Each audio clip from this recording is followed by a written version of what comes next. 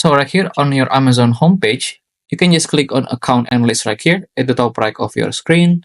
And then right here at your account, you can just click on your addresses. Below this, your orders, you can just click on it. And then to add a new shipping address, you can just click on add address.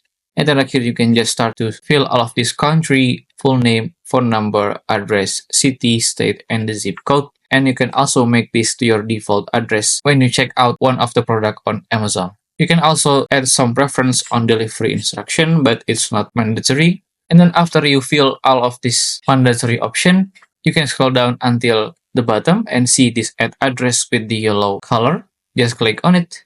And then right here, it's my current address. And you can also put another person address in here. If you want them to receive a gift from you, you can just state their full name, their phone number, and their address right here. Just don't forget to pay it at the front and not choosing cash on delivery options as your payment if you want to send the product as a gift, so the gift receiver don't have to pay for their gift. And you can also change your shipping address right here if you, for example, stay in other place for a while.